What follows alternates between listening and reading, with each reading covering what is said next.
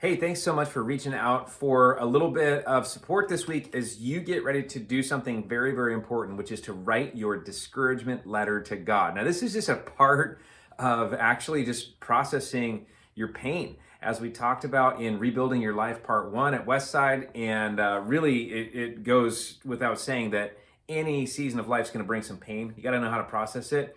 When you look at the biblical hero Nehemiah, one of the things I love about that guy is how he processed his pain. And I want to teach you how to write a disappointment letter to God, because this is a key skill. As a matter of fact, in the Bible, David, the psalmist, was such a whiner. Let's be honest. He was disappointed with a lot of stuff. You know what's interesting about David? He was also called the man after God's own heart. So I want to take you to Psalm chapter 86 and show you a psalm of lament and how it was organized and how you can kind of pull from that to write your own letter of disappointment. Okay, so here we go. We're just going to walk through it real quick. First of all, you say to God on paper, and I'd recommend like paper, like a journal. I want to show you something. I have so many of these journals. This is just a small slice of my journal shelves. And most of these things, a lot of these things are me asking God, what the heck is going on in my life right now? I don't know, and I'm trying to figure it out. And it's okay for you to write a disappointing letter to God. You can do this. David, the man after God's own heart, he did it. Nehemiah did it, and it's your turn. Okay, so first thing, write how it is. In Psalm 86, David goes, "Hear, O Lord, and answer me, for I'm poor and needy." I mean, he's just got down to business. He's like, God, everything sucks right now. And that's what you could do. Is just say how it is. Second thing that you can do is say how you thought that it would be. And David says this. He says, "Bring joy to your servant." He talks about joy. He goes, "I thought that this was going to be a season of joy. I mean, I was going to be king, and all this stuff was going to happen. You know, you might be like, hey, I got married, and I thought it was going to be great, and it's harder than I thought." Or you might be like, man, we're brand new parents, and oh my gosh, it's a lot of work. Yeah, I know. You might be like, God, he gave me a dream to start a business, and I did, and I don't like it. Or it could be you saying, man, I got baptized, and then all of this stuff started happening. And, you know, I thought it was going to be great, but it got hard.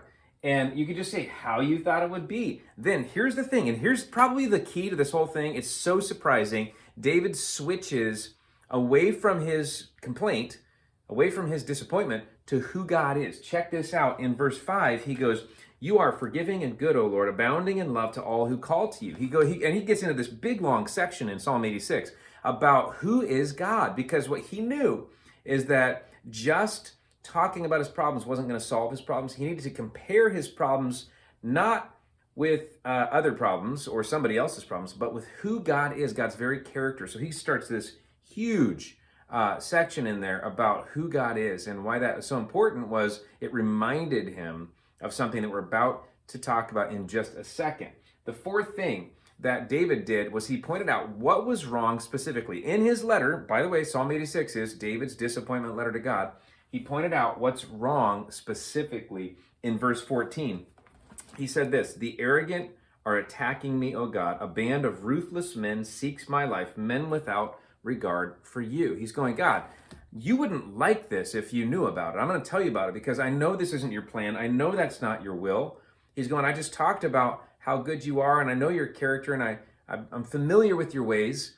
And I'm telling you, God, this right here is not something that you'd be okay with. So I'm pouring it out there. This is specifically what's wrong. And then the fifth thing that you want to do in your disappointment letter to God is you want to write down, what is your request for help? David said it like this. He said, "Give me a sign of your goodness," in verse 17. He said, "that my enemies may see it and be put to shame. For you, O Lord, have helped me and comforted me." I love it. He ends it with going like, hey, God, you did this before. Would you do it again? And my challenge to you is tonight, before you go to sleep, would you just take some sort of piece of paper, a journal, something? I would recommend something where you actually have to take a pen and write it out. I think it is going to speak more to you and to the Lord if you take time with it, and write this out. Just go through these quick steps. And the other thing I want to do is this week, I'm going to send you a link tomorrow that's going to help you with encouragement. I've got 5 key, absolutely critical verses in my life that have made such a difference. And I'm going to send you a link to how to walk through those. It's called the Encouragement Pack. And I really hope that you'll dive in and do it. So thanks a lot for joining me. God bless you. I'll be praying for you this week.